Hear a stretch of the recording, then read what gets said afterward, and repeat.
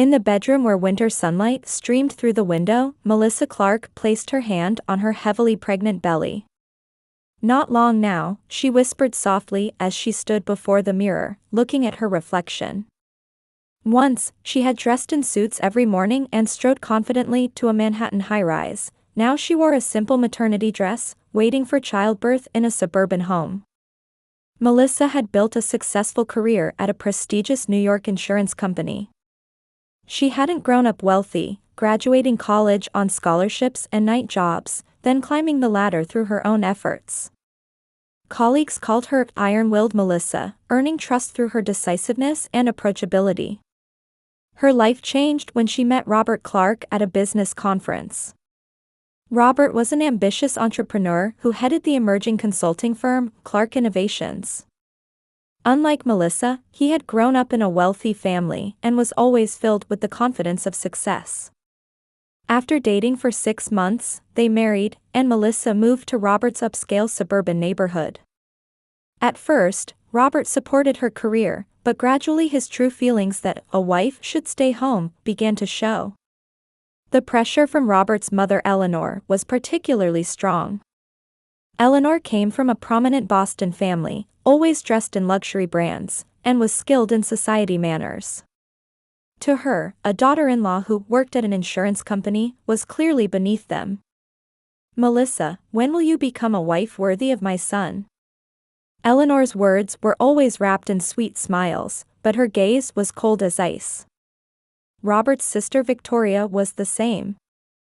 Working in the fashion industry, Victoria had whispered that Melissa's outfit was outdated, even at her brother's wedding, and seemed to enjoy isolating her at social gatherings. "Robbie, are you really happy with this woman? Jennifer would have been so much better," Melissa had overheard Victoria tell her brother numerous times. Jennifer was Robert's former fiancée, daughter of a Boston banker. In their 5th year of marriage, when Melissa became pregnant, she hoped things would change. "Once the baby is born, surely everyone will accept me," she wanted to believe. But reality was harsh. With the pregnancy, Melissa reduced her responsibilities at work and eventually took a leave of absence. Instead, she began helping with the accounting and administrative work at Robert's company. It was unpaid work, but Melissa quietly accepted it for the sake of domestic peace. "My mother also started out helping my father's company. Supporting the family business is a wife's duty," Robert said. Melissa sighed deeply but didn't argue. Her parents lived in a distant rural town and weren't people she could rely on. During her pregnancy, she suffered repeatedly from morning sickness and poor health, but Robert never adjusted his work for her. He said, "Business doesn't wait," and continued working from early morning until late at night. Eleanor and Victoria appeared only for the weekly family dinner and never supported Melissa during her pregnancy. "Are you eating nutritious food for the baby? At your age, there's a risk of Down syndrome, isn't there?" Eleanor's concerns always sounded like criticism. Amid all this, Melissa's only solace was her friendship with Sarah Johnson, who lived nearby. A single mother of 2 children, Sarah gave Melissa practical advice and was someone who would listen to her complaints. "You're a strong woman, Melissa. You'll get through this." Sarah's words were always her emotional support. Time passed, and at 9 months pregnant, Melissa's belly was very large, and her doctor had given her a clean bill of health. The due date was about 2 weeks away. Melissa prepared the baby's room alone, folding tiny clothes and making everything perfect. "Robert, don't go to the office next week," she asked, but her husband immediately refused, saying, "I have important meetings." Melissa was used to it by now. She had weathered most of her pregnancy alone, so she told herself she could handle the birth on her own too. On the morning of December 13th, Melissa woke up feeling a dull pain in her back.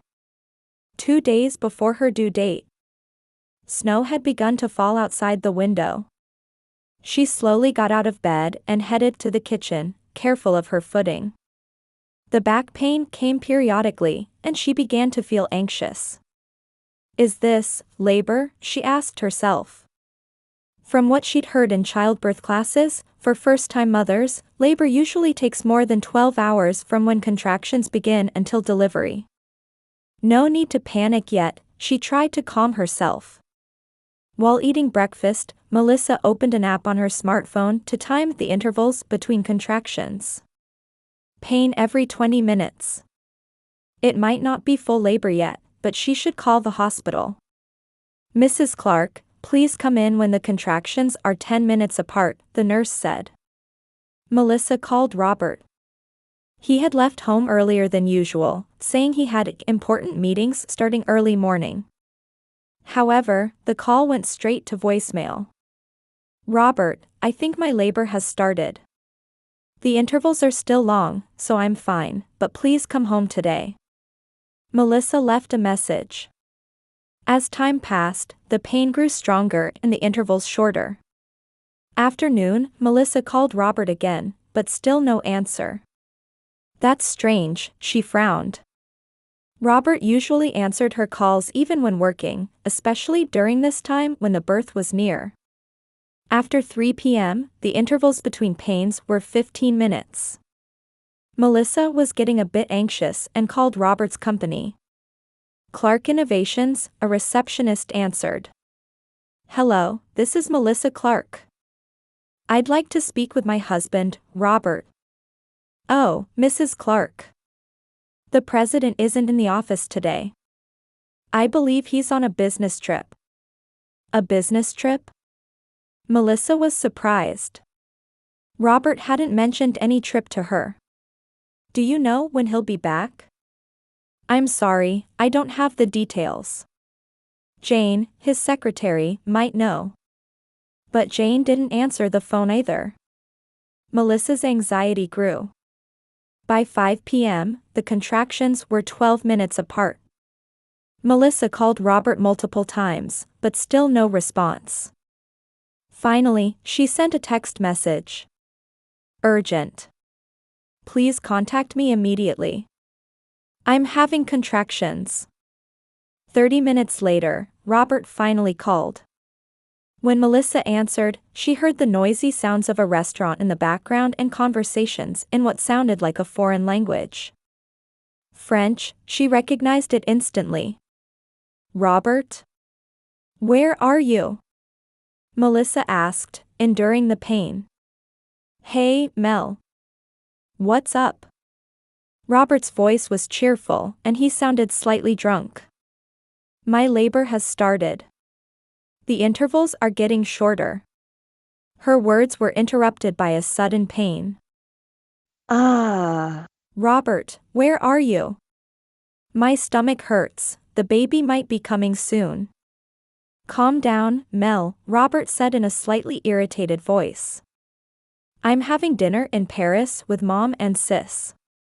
Your due date is still 2 days away, right? You're being too dramatic. Melissa was speechless. Paris. Her mind was confused. Paris. Since when? Why didn't you tell me? Over the phone, she heard Robert saying something to someone. Mom, it's Mel calling. She says she's having pain. Then she heard a woman's laughter. Listen, Mel, Robert began again. Mom planned a family trip as a 60th birthday present. It's also doubling as business meetings. You know, I have many clients in Paris. But why didn't you tell me? Melissa's voice trembled. From anger or pain, she couldn't tell herself. Because you'd make a big fuss, Robert answered simply.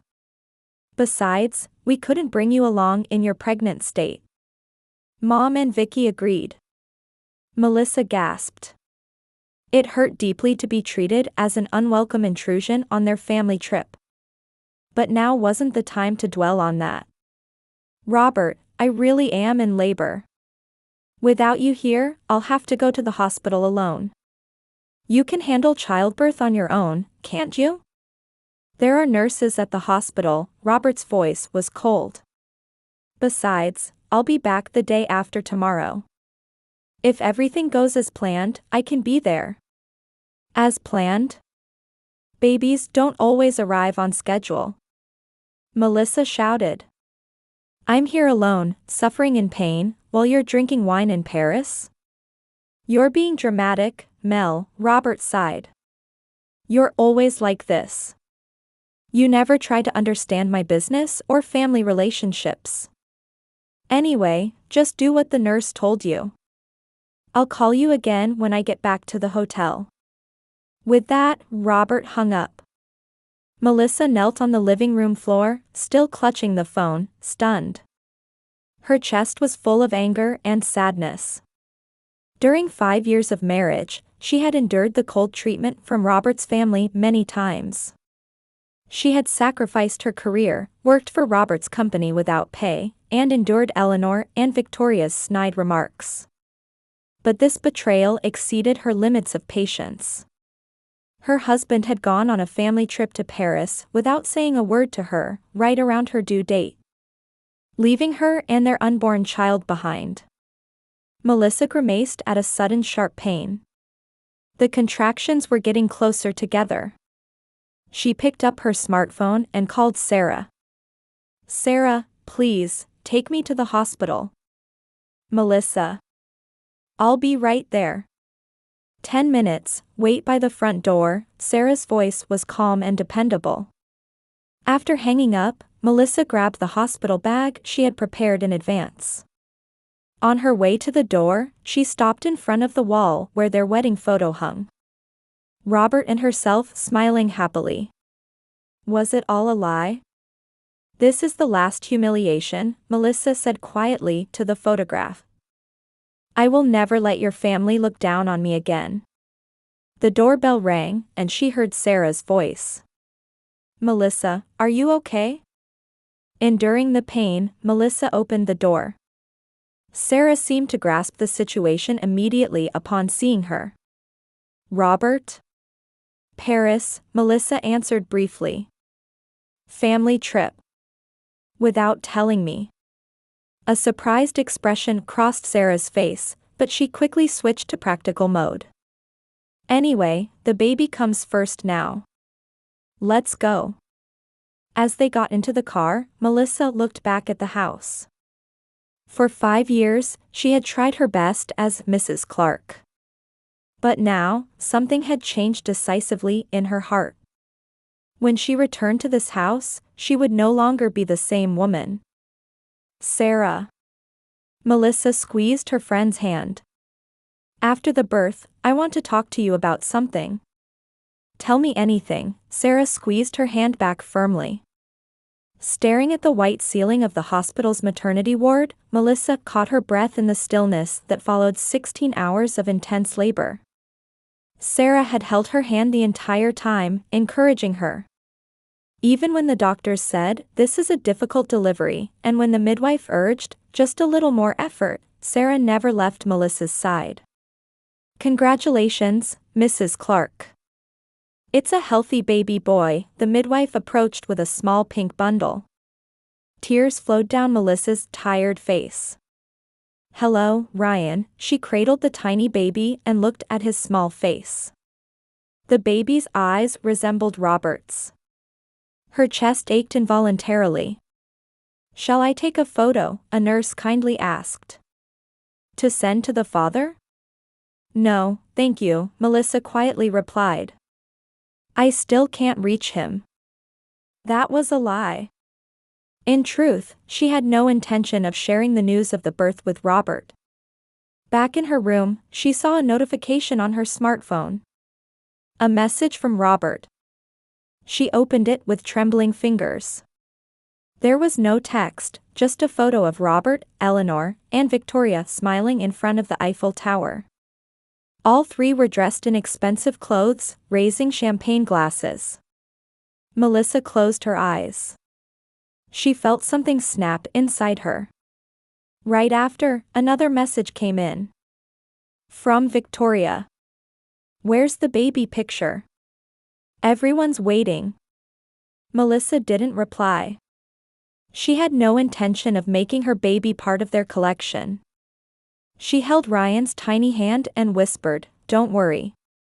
Mama will protect you." The next day, Melissa met with the hospital's social worker.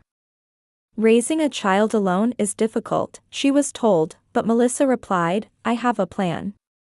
In her mind, the next steps were becoming clear. On the day of discharge, Melissa wanted to leave the hospital before Robert returned from Paris. Sarah came to pick her up. "Melissa, you can use my spare room." For a while, Sarah suggested. "Thank you so much," Melissa replied, tearing up. Her pride was high, but she realized it was time to accept help. Sarah's house was modest but warm. Her 2 children were excited to see Ryan, exclaiming, "Baby brother." Melissa lay down on the bed and felt a sense of security for the first time in days. The next day, Melissa contacted Jennifer Martinez, a former colleague from the insurance company who was now a lawyer. "Jenny, I need your help," Melissa explained the situation over the phone. "That's terrible. Let's meet right away." Jennifer's voice maintained professional coolness, but the anger of a friend was also evident. They faced each other at Sarah's kitchen table. Jennifer took notes as she listened. "You want a divorce, custody, and child support secured," Jennifer efficiently summarized. "Robert's business is doing well, right? Do you have evidence?" Melissa nodded. "I know all the figures since I helped with the accounting." And she hesitated, then took out her smartphone and showed the Paris photo. "He went to Paris without telling me, on my due date." Jennifer frowned at the photo. "This is good evidence. It shows his irresponsibility to the court." Over the next week, Melissa acted with surprising calmness. She checked the status of all accounts in her name. She discovered that her savings account from before the marriage still held a considerable amount, part of the bonuses from when she worked as a manager at the insurance company. "This will last us for a few months," she told Jennifer. "And here's this," Jennifer handed her an envelope. "Divorce filing documents. I'll handle the rest, so you focus on preparing for your new life." Melissa nodded. She contacted her former colleague Rebecca, who had moved to a provincial city years ago and become the branch manager of an insurance company there. "Melissa, you've been through a lot," Rebecca said sympathetically. "Why don't you come to our company? We have an open position. Working from home is possible too." "Really?" Hope lit up in Melissa's eyes. "But I have a baby." "I also have 2 children," Rebecca laughed. "Creating an environment where women can balance childcare and career is my mission." Melissa gratefully accepted the offer. The next issue was housing. Rebecca introduced her to a local real estate agent, and Melissa began looking at properties online. "This looks good," she said, looking at photos of a small apartment. "The rent is affordable, and there's a daycare nearby." Still no contact from Robert in Paris. Melissa wasn't waiting anymore. She returned to the house while her husband was away, with Sarah's help, and gradually moved out essential items. The baby's clothes, her own clothing, and mementos. "I hope he doesn't notice," Sarah said worriedly. "He won't," Melissa answered with certainty. "He has no interest in my belongings." She stood in the living room of the house, facing the memories of 5 years of marriage. The happy early days, the relationship that gradually cooled, the daily insults from Eleanor and Victoria, and the final betrayal. "I'm ending this life," she renewed her determination. On the day Robert was scheduled to return from Paris, Melissa, with Sarah's help, moved the rest of her belongings from the house. After packing the last necessities in a trunk, she stared at the living room wall. "Are you leaving a note?" Sarah asked. Melissa nodded slightly and wrote a short message on white paper. "Goodbye. Don't look for us." She taped the note to the wall. Before leaving, she took one last look around the house. The wedding photos had been removed, the decorative items on the shelves were gone, and the sofa and table were empty. This house was no longer her home, and there was nothing left to show that Melissa and Ryan had ever existed there. "Ready?" Sarah gently asked. Melissa held her baby and answered, "Yes, it's the beginning of a new life." She closed the door without looking back. The direct flight from Charles de Gaulle Airport to New York arrived on schedule. Robert Clark stood up from his first-class seat and took down his luxury brand carry-on from the overhead compartment. His face showed the satisfaction of a fulfilling week-long trip. "It was a wonderful trip," he muttered to himself. The business negotiations in Paris had been successful, and he had enjoyed the time with his mother and sister. Eleanor proudly told others about his success, and Victoria constantly praised him. Time spent with them always satisfied his ego. Leaving the airport and getting into a taxi, Robert finally turned on his smartphone. For several days, he had intentionally ignored communication from Melissa. Giving her some space will stop her from getting so angry, he had thought. As the taxi started moving, he began organizing the souvenirs he had bought in Paris. As an apology gift for Melissa, he had purchased an expensive scarf. "Once I give her this, she'll be in a good mood again," he thought confidently. He called Melissa. No answer. Maybe she's still angry, he thought lightly and sent a text message. "Just back. Have souvenirs. Look forward to it."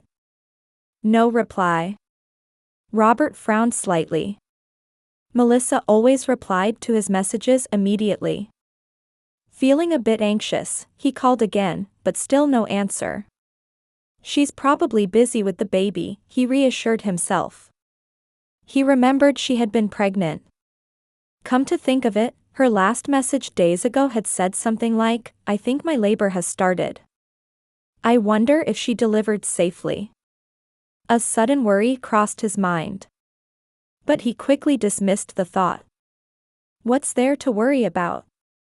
There are doctors and nurses at the hospital, and she's an adult who can handle herself. The taxi stopped in front of Robert's house. He gave the driver a large tip and looked up at his home with satisfaction. The large suburban house was a symbol of his success. "Your husband is a success, Mel," he said in his mind. As he took out his key in front of the entrance, he sensed something was off. Normally, at this hour, the lights in the living room would be visible, but the entire house was dark. Is she sleeping, he wondered. Robert stepped into the entrance hall and called out, "Melissa?" No response. An unnatural silence dominated the entire house. "That's odd," he frowned. He turned on the switch, and the entrance hall lit up. But the usual coat rack was gone. The mirror table too. What's going on? Stepping into the living room, Robert froze at the sight before him. All the furniture had disappeared. The sofa, table, TV, shelf decorations, wall paintings, everything was gone, and the room was completely empty. "Melissa," he shouted in panic. "Where are you? What kind of joke is this?" He quickly went through the house. Kitchen, dining room, bedroom, all the rooms were the same. The furniture was gone, Melissa's belongings were gone, and all the items she had prepared for the baby's room were gone. Only his possessions remained, carelessly left behind. Returning to the living room, he noticed for the first time a small note taped to the wall. "Goodbye. Don't look for us." What is this? Robert's hand trembled. For the first time, he began to understand the seriousness of the situation. Melissa had left. She and the baby had vanished from his life. Panicked, Robert began calling Melissa's friends one after another. But no one would tell him where she was. Sarah said, "You deserved to lose her," and hung up. He called the hospital. Yes, Mrs. Clark was discharged last week, the clerk answered coldly. The baby? Boy or girl?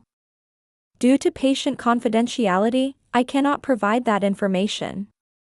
Robert gripped the steering wheel tightly and headed to his mother's house. Eleanor greeted him in her luxurious living room. Mom, Melissa is gone. All the furniture is gone too, he pleaded with a tearful face. Eleanor sat elegantly with a wine glass in hand and said, "Well, that's not so surprising, is it? That woman never fit in with the family. But we have a baby. She gave birth." So? Eleanor said coldly. You're still young. You can find a more suitable woman. Robert was speechless. For the first time, he seemed to realize the cruelty of his mother's words. Victoria entered the living room and said, "Don't be so dramatic, Robbie. She was always like that. Jealous of your success." That's not true. Robert shouted. She sacrificed a lot for me. At that moment, he realized for the first time the gravity of what he had done. Ignoring Melissa's suffering during pregnancy, dismissing her career, going to Paris on her due date. All these things emerged as a new awareness within him. I have to find her, he resolved. But it wasn't easy. The next day, a special delivery envelope arrived at his office. Opening it, he found divorce filing documents. Custody to Melissa, and demands for high alimony and child support considering the value of his company. This is too much, he complained to his lawyer. Mr. Clark, to be honest, your situation is very unfavorable, the lawyer explained calmly. The courts are not sympathetic to husbands who abandon pregnant wives to go on overseas trips. Robert held his head in his hands.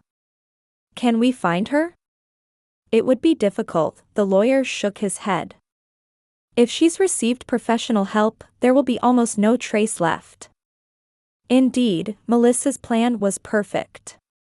She had started a new life in a new town, under a new name. Her colleagues united to protect her and did not leak any information about her whereabouts. I'll keep looking, Robert told himself. However, as days passed, his life gradually began to collapse. Some clients began terminating contracts as his personal problems were reported. Eleanor and Victoria reduced contact with him as his financial situation worsened. Above all, he had to spend his days without ever seeing his child, not even knowing whether it was a boy or a girl. Robert was finally beginning to understand the weight of what he had lost through his actions, things he could never get back. Ryan, we're going to be late. Melissa called to her 5-year-old son from the bottom of the stairs. The morning light streaming through the window made her chestnut hair, which fell on her shoulders, shine. Her once bobbed hair had grown out and now had soft, womanly waves that exuded confidence. I'm coming, Mom, a high-pitched voice echoed from the second floor. Seconds later, Ryan came running down the stairs with a blue backpack. His smile was the sun that warmed Melissa's heart every day. What are you doing at kindergarten? It's a special day today, right? Melissa asked as she fixed her son's hair. Family day. I'm going to talk about you in front of everyone. Mom, you're a hero at the insurance company, right? Melissa smiled gently. It's not that dramatic. I just help people live securely. Columbus, Ohio.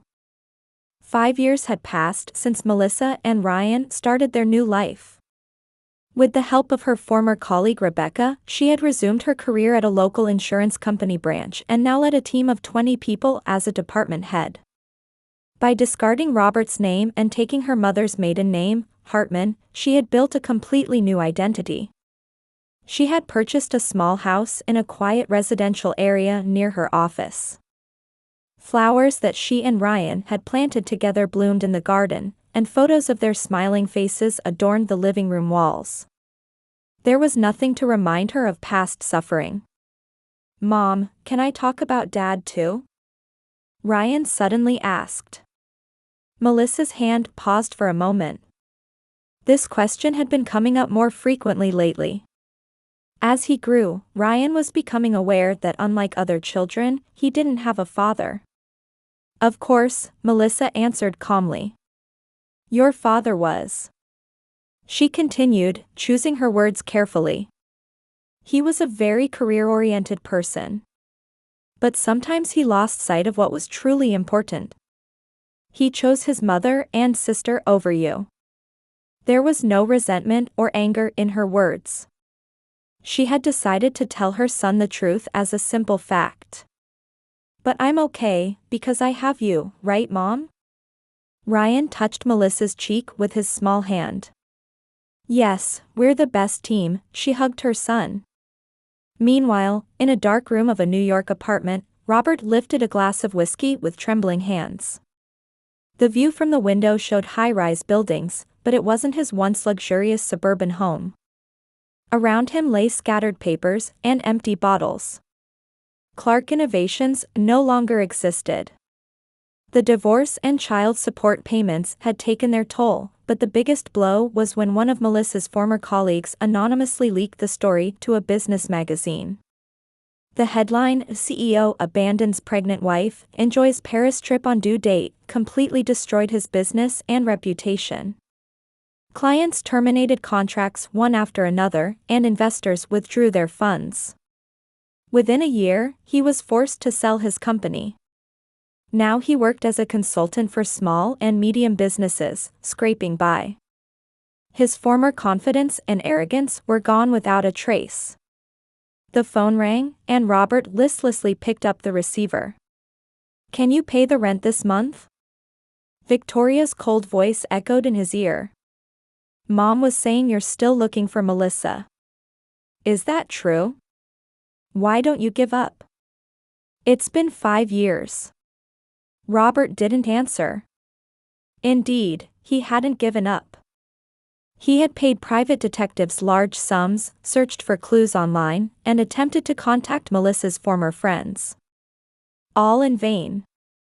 Melissa and Ryan had completely vanished from his life. Most painful was the fact that he had never seen his child's face. Whether it was a boy or a girl, he finally learned through his lawyer. The word son left a deep pain in his heart.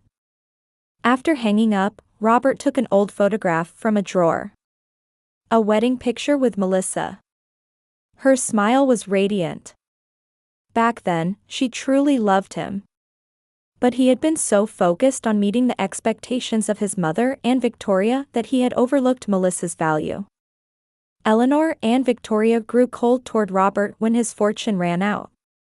Now they were ingratiating themselves with wealthy Uncle Bart, spending weekends at his Boston mansion. That boy has no talent, Robert had once accidentally overheard Eleanor telling his uncle. What have I done?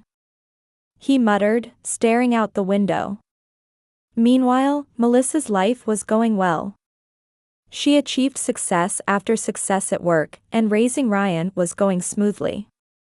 There were occasional opportunities for romance, but she felt she wasn't ready in her heart yet.